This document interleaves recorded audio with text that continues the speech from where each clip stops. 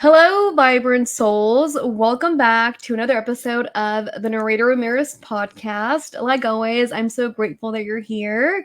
On this episode, I'm going to be sharing about my 30-day juice fast, detox, cleanse, and just share more about my intention and what's been going on for the last couple weeks. And if you're interested, for you to reach out. Just a little thing before I go into the episode. I'm not a nutritionalist. I'm not a dietitian. I think I said that right. I'm not a health person. I'm not a doctor. I'm literally only sharing from my own personal experience, and I'm also only sharing from what I've read and just reading other people's stories online. So, yeah, today is my 26th day, and I'm really excited because I'm almost coming to an end, and I'm actually a little sad too because I've been enjoying these last 26 days. So it's not the first time that I've done a juice fast. I've done a juice fast before during COVID, which was now like 4 years ago, and I actually did one last year too, but they've only lasted between 3 days, 6 days, and I think the longest that I've done was 9 or 10 days. And so I knew what I was getting myself into, right? I've already have gone through it. I've already gone through the whole juicing thing and the detox. Yet at the same time, I've never done a 30-day juice fast. And this one actually did hit a little bit different when it comes to the detoxing than the previous ones. So just to give you a little bit of a background, in the previous juice fast, it was during COVID. So I was at home and I wasn't working at the time. So the times when I was tired or when I was sleepy, I would literally just take a nap or like lay down and watch a movie and just cozy up at home, right? This time around, I was a little nervous because I do have a job, right? And I was starting school at the same time. And it just popped up like, oh man, like, is this going to affect the way that I show up to see my clients or the way that I start school? Nonetheless, guys, I still did it because you know what? Sometimes we just gotta fucking do it. So, going back to my first ever episode of this podcast, sometimes we just gotta do it. And one of the reasons why I also did it is because I kept getting this feeling or this heart's whisper to do a 30-day juice fast. And it's been in my heart for months. And like always, like everybody, we always have 1,000 or maybe 1 billion reasons why not to do it yet.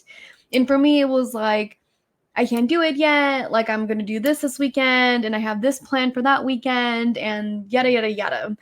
So I went to Canada, and when I came back, it would hit really to its core of, okay, you know what? Like, things are always going to be happening. It's never going to be the perfect time to do a juice fast, so just do it anyways.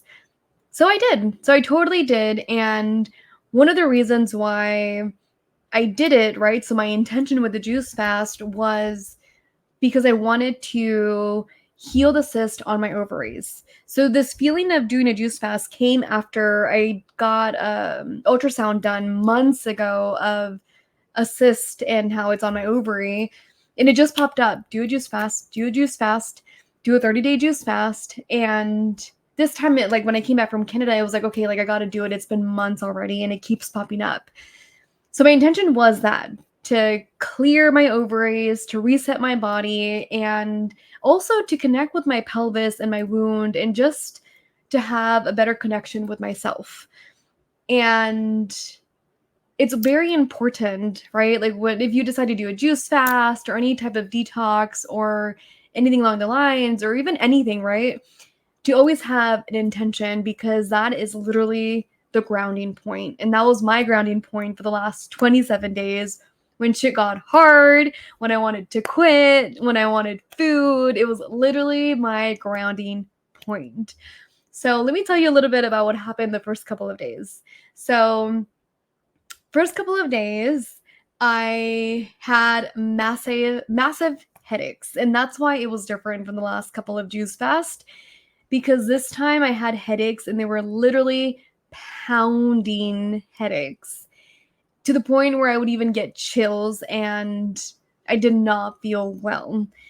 and I really wanted to quit. I think it happened maybe like the second or third to maybe like the fifth or sixth day. And again, like I questioned myself if it was normal. And of course, like it is normal. You're going to have headaches. And I honestly believe that the reason why I had massive headaches is because in the last year or 2 years, I've become a very heavy coffee drinker. And in the last couple of juice fasts, I never really drank coffee. So that was never really a thing. In this time, like it was, like I was having coffee every day in Canada. And if you follow me on social media, then you totally have seen the amounts of fills that I have every week. I think before I left to Canada, I was having it like every day. So a lot of coffee, and I'm pretty sure a lot of those headaches were the coffee detox. And luckily, they only lasted a couple of days, but there are two things that totally helped me to get through, maybe three things that helped me get through the headaches. One was that I really, really reminded myself of my intention of, okay, like I'm detoxing, I'm trying to do a detox to cleanse my body. My intention is to clear the ovaries, to connect with myself. Like it's gonna pass. It too shall pass. And it worked. It totally worked. Helped me go through those days. Second was a really, really hot shower. So, like I just said, right? Like I was having the chills and it felt like I was having a cold. And the thing that worked for me was a hot shower. And it's so crazy because I would have these pounding headaches in the evening. So during the day, I'd feel really tired. And luckily, I was still able to show up to work and to my clients. And then as soon as I got home, it felt like there was a hammer in my head and it just started to hammer. So what also helped was that it totally helped that, I took these hot showers. And third was fucking sleep. So I slept early those days, hot shower, and I'd knock out. And it felt really, really good to fall asleep early and to just fall asleep and not feel the headache. And in those moments, I did question whether I should quit or, because you have to know your body. And not that you have to know your body, you learn to know your body throughout the process as well. But I was also getting in touch with myself because I didn't want to push myself to it being so over extreme. So in the moments, it was a lot of questioning, like, okay, like, am I okay to keep going or should I quit now? Like, for my safety. It's like, no, just keep going. Right. So, and then second was like, should I have some Advil? And it's like, no, okay, like I'm not gonna have Advil. Like, the hot showers are working and sleep is working. Let me just do that. So those three things totally helped. And then they just went away. Like as soon as they came, they totally left. So that was like the first couple of days of my juice fast. The second part, because I feel like there's three parts. The second part, I guess, of my juice fast, which is maybe it was like the 10th day to like the 20th day, was that I did have outings, right? Like I had a friend's birthday. I went to San Diego with another friend. There was an orientation for the school that I'm going to, and they had food. In all of these events, there was food and alcohol. And in that moment, what popped up for me was a lot of just the stories or like my ego. And a lot of the stories that would pop up would be like, what are you doing? Like, you're so crazy. Like, you're so insane. The other thing that popped up was, like food is connection. Like, you're missing out on connections with your friends. Alcohol is connection. You're missing out on connection with your friends. What popped up was like, just quit. Like, you'll never maybe have another time like this with your friends. So all these stories, right? And again, going back to my intention, what really, really helped me is getting grounded with my intention of like, okay, why am I doing this? And the intention became so much bigger than the stories. And soon enough, like the stories would just dissolve. And I would be okay. Like it would totally be okay. And getting grounded with that helped so much. But one of the other things too that I actually forgot to mention from like the first couple of days and just through the entire of the juice fast, what I love is that there is this stillness, this patientness, this space within me that really comes out full force that normally is in the back.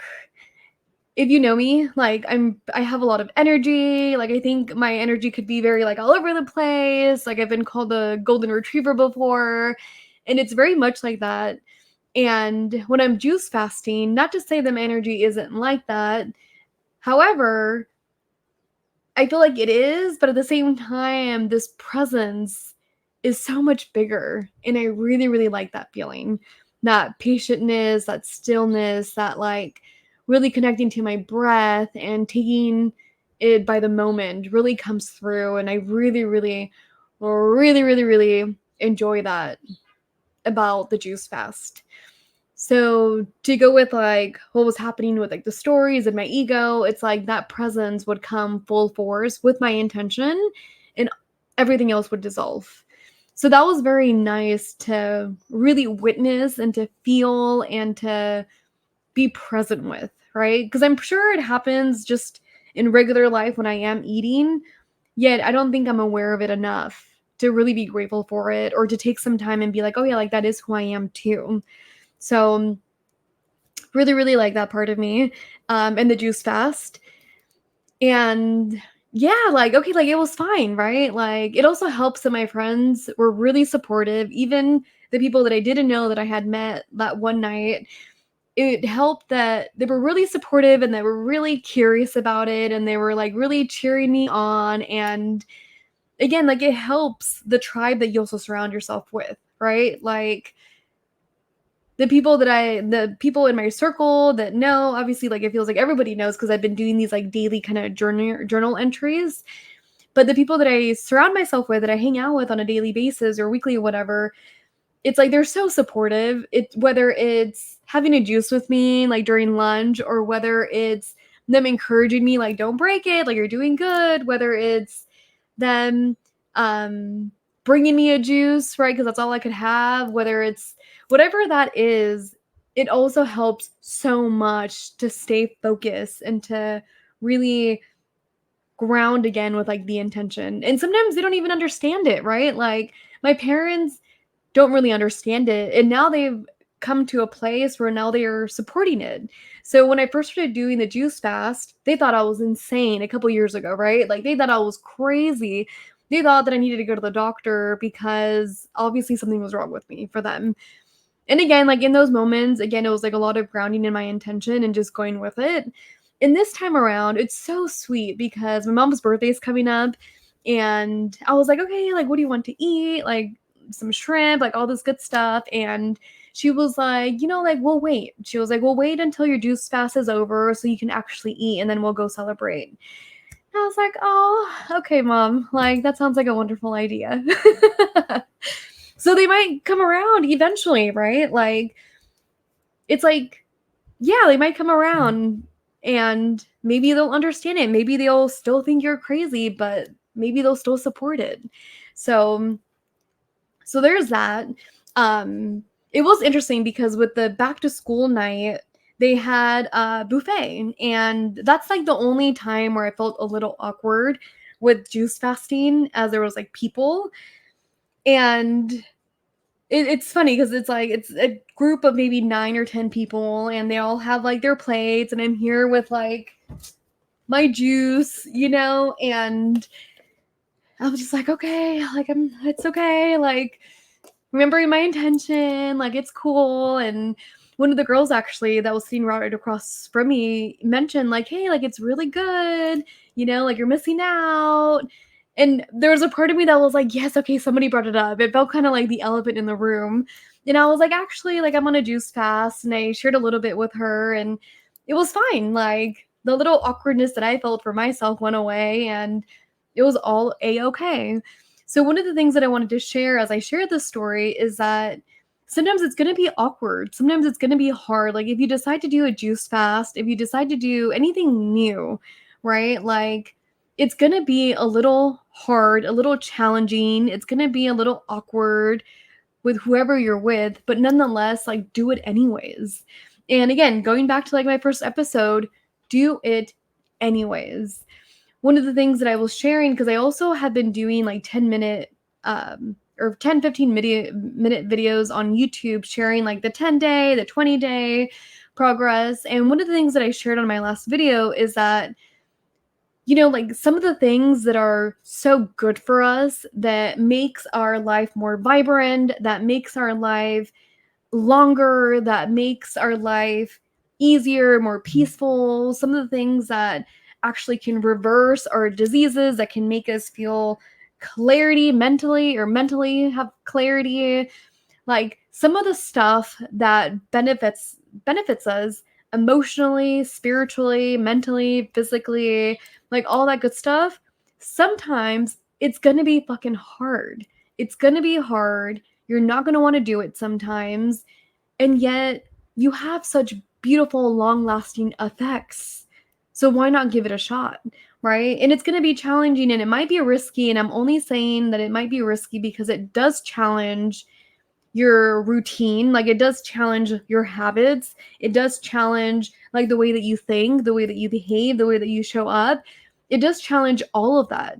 Nonetheless, at the end of the day, it has such beautiful, lifelong, even in the moment, drastic effects that are all positive, right? So it's like, why not give it a shot, right? Like, even knowing that it's going to be hard, even knowing that you don't want to do it. And that's one of the things that I shared in that video. And it was so interesting because in that potluck with my coworkers, so I had just done that video the previous night, and in that potluck, one of my coworkers said something along the lines of like, "Oh yeah, like we're eating, but you're the one that's gonna live longer." And I laughed. I'm like, "Oh my god, I just said that last night. How like I'm doing this, and yeah, like sometimes I didn't want to do it, especially those moments when there was food where I'm like, like food wants me. I want food. Like, should I quit? Fucking really, really hard to deny freaking rice and to deny like bomb ass. I don't like sushi, but whatever else they were serving that wasn't sushi." Or like alcohol to hang out with my friend in San Diego. It's like, at the end of the day, it's like, okay, like it's going to benefit me in the long run. Like I am trying to heal my body and detox my body. Like it's going to be okay. And it has been okay, and it was okay, and it is going to be okay. So just like a little reminder, like if you're listening and if you're trying to do something that's new, that's for you, that's for your health, again, whether it's emotionally, spiritually, mentally, physically, such a really good reminder to do it anyways, that it's going to reap its effects, its benefits, and you're not going to regret it. So just to say that, like I really wanted to emphasize that, guys, because during this juice fast, like it really hasn't been all that easy. Like I don't like juicing. Like not the juicing in terms of like drinking it, but I really don't like the vegetables, putting it in the juicer and making jars out of them. I don't enjoy it. I enjoyed it the first time, and I felt very peaceful with it, and I felt very intentful with it, and I was blessing my veggies, and I was blessing like the fruits and praying, and like I had my meditation music on, and that was like really nice, and it was a really nice way to start. Yet like the second time around, I could feel my impatientness really kicking in, and just remembering why I don't like doing it. Like it takes a lot of work. I'd rather do something else. Like sometimes I'm like, oh, like it was hot, like just so much that I didn't want to do and that I didn't want to be in. However, kind of like what I said earlier, like when I'm juice fasting, I do have this like patientness, like this stillness that comes through. And luckily that came through that moment when I was juicing the second time around. Came through like full force, and my impatientness dissolved, right? So again, it's like things that sometimes we don't really want to do, or that like we're dragging our feet with, and yet at the same time it's like do it anyways because it's good for you, you know? So one of the things that I also did on my juice fast is that because my intention is to be in that space with like my pelvis and my wound and connect to like that part of my body, every morning I have been doing yoga, and every morning I have been sitting with my hands on my pelvis and just being present with it. And I have done some affirmations. I have told it like, I hear you, I'm here, we're healing, I'm present, we're detoxing, my ovaries are clear and clean. And it's so crazy, right? Because I love synchronicities, and it's so crazy how just life works out, and sometimes how much our higher selves or future selves or our past selves like show up in the moment. So as I've been doing this juice fast the first couple of days, I was just thinking like, okay, like what else can I do to my body to give it nutrients or to really heal this part of myself. And then it dawned on me that I have this book called Sacred Woman, A Guide to Healing the Feminine Body, Mind, and Spirit. So fucking insane. And I literally laughed like, oh my God, like you must be kidding. Like I have a book that talks about like what to do. Like it literally shares the answers of what I'm curious about and what I'm trying to heal. And yeah, like it talks about, look, literally, like how to starve and release a tumor or cyst and heavy menstrual bleeding. Fucking insane. Oh my goodness. If you're on the podcast on Apple or Spotify, I'm literally showing it on YouTube right now. So um super super insane. There's some activities that I still have to do, but it does talk about juice fast. It talks about like affirmations and journaling, so I have to go through it a little bit deeper because it's a really heavy, informative book. But one of the things that I started saying as my affirmation as I was doing this, and I added coconut oil as well, like to my belly. But I was saying this affirmation, and I might like say this word wrong, but fuck it. So my fallopian tubes are clear and clean. My ovaries are rich and filled with life. My vagina is a channel of purity. My uterus is radiantly healthy, for my womb is a sacred part of me. Super awesome. And the other thing, too, that I just recently started doing is that I got castor oil and the wraps and a heating pad. And just from hearing and seeing other people's stories on, the web, on the internet, and even TikTok, I've also been on there looking it up, is that, yeah, like women have totally dissolved their cyst, and it's been very natural. And a couple months ago, actually, I got vitamins, right? So I've looked at, it's been a journey for the last maybe couple months, excuse me, but I've been taking those vitamins. And for this, like I looked up how for a lot of women, their cysts dissolved using castor oil in like the wrap and sitting with it for like 45 minutes. So I just added that like a couple of days ago to my routine. So again, right? It's like the things that we want to heal. I think I am promoting maybe like self-healing. Actually, I don't know what I'm trying to promote. I'm not trying to promote anything actually. I'm really just encouraging like us to connect to ourselves, and in that way, like how can we heal, right? In very holistic, very intuitive ways. So again, I'm not dismissing doctors or anything like that. Like if that's your jam, then by all means go for it.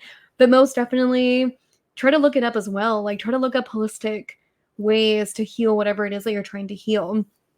So yeah, like I'll let you know how it goes. But yeah, so it's been a journey. It's totally been a journey. It hasn't been entirely easy.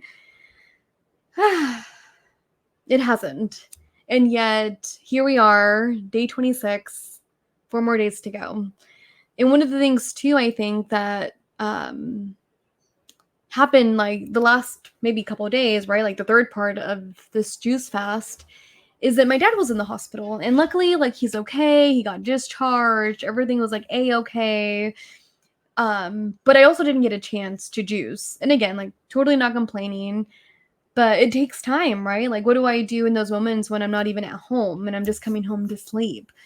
And a lot of that was okay, like just I'm gonna keep doing it. But luckily what happened actually too, the day before my dad got admitted to the hospital, I decided to start adding fiber and protein. So I was gonna wait until the 30th day to add fiber and protein and then slowly ease off, because that's what I'm supposed to do. Like I can't just eat food right away, because obviously like my stomach hasn't been digesting anything for weeks. So I have to eat like nuts, maybe like fruit first on the first day, and work my way up to food again. So the day before my dad got admitted, I decided to start adding fiber and protein because I was going to start school the following week. And for me, it was like, okay, like I don't want to start school feeling tired or feeling exhausted if it comes, because it was coming in like in waves. So I'm just going to start adding it. And somehow, like, my dad got admitted the next day, and I was like, I'm going to stick to it. Like, like, I'm not gonna end it. Like, I'm still gonna stick to it, and I did. Like, I don't know if maybe it's like the protein that gave me energy. I don't know if it's like the fiber.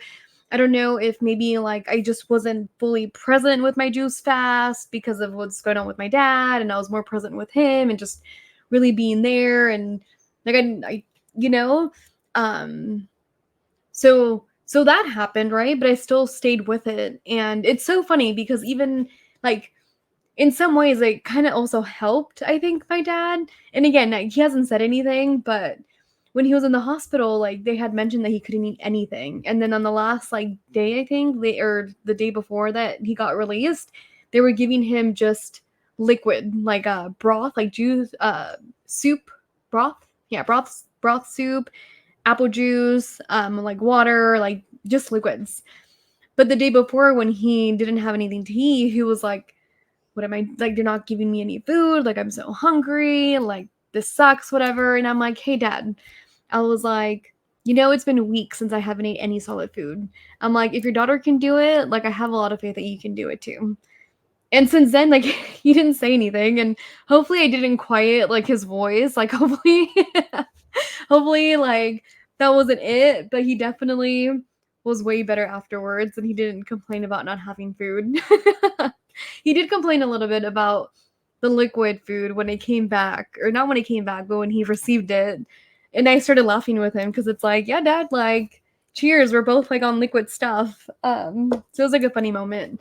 But again, like life will happen, right? So if you decide to do anything along the lines, like life will happen, and we really have to listen to our own bodies and not push ourselves through it. It's really listening to our bodies on, okay, like how am I feeling? How am I reacting to this? Like, am I okay to keep going? It's like every moment, case by case type of scenario, right?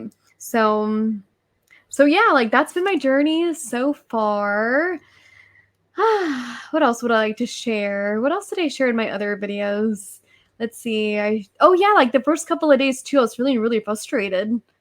Yeah. So like the first couple of videos that I have on, I think, social media was like I'm feeling frustrated.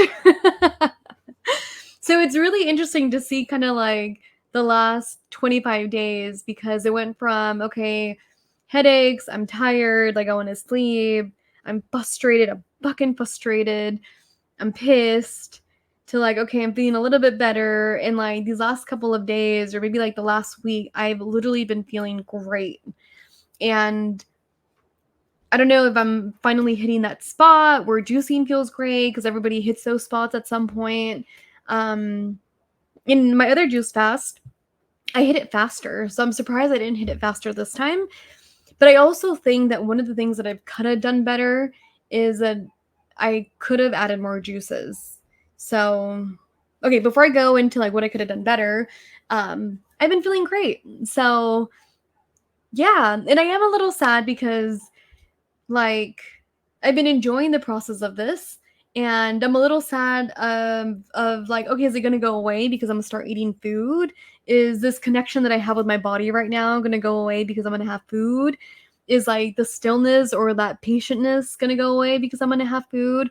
And of course, like I don't think it will. I'm gonna keep adding juices to my diet. That's one of the things that I'm gonna keep doing. I didn't do in the last juice fast, but I am this time. So yeah, it kind of feels that way, like I'm saying goodbye. Really, really interesting though, right?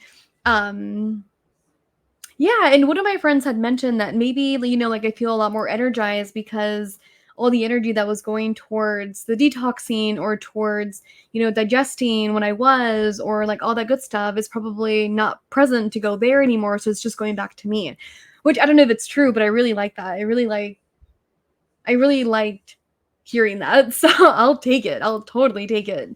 Um, But yeah, okay, so the last thing that I want to share that what I could have probably done better is that I definitely could have managed my time better. So I didn't schedule a time to juice fast. I didn't schedule a time to make my juices on the third day or schedule, like one day out of the week or anything like that. And juices are only supposed to last 3 days. So you're supposed to be making these juices every 3 days or, yeah. It didn't do that. And I think that's why I was probably feeling more tired than usual because I should have had more juices. I think I was having maybe like 3 like jars, maybe like this.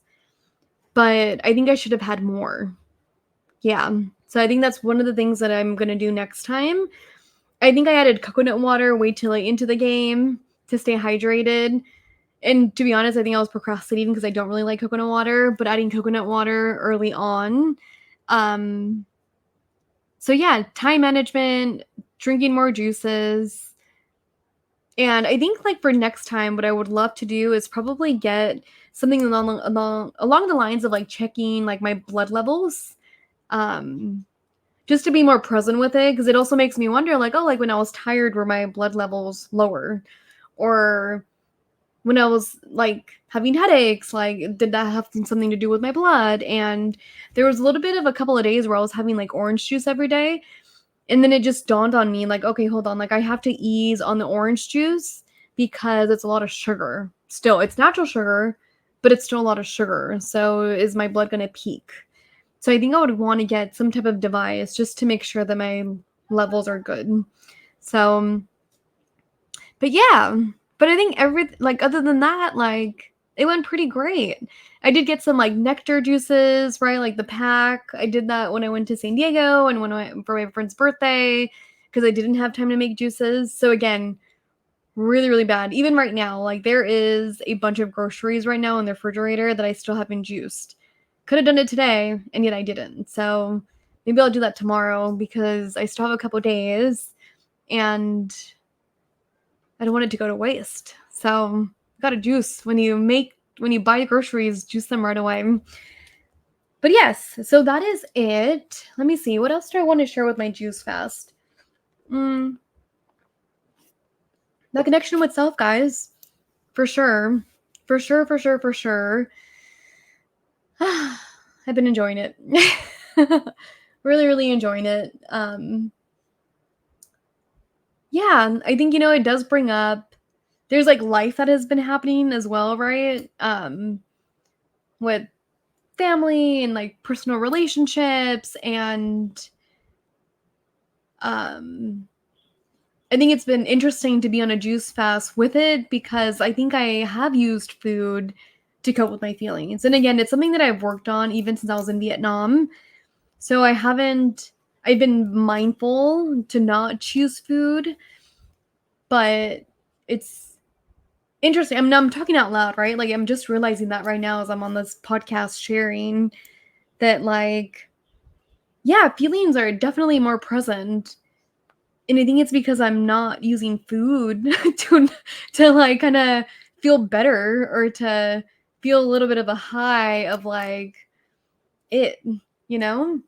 So that's been interesting too. Just feeling more. Definitely feeling more. Shout out to like my closest friends because you guys are like the best.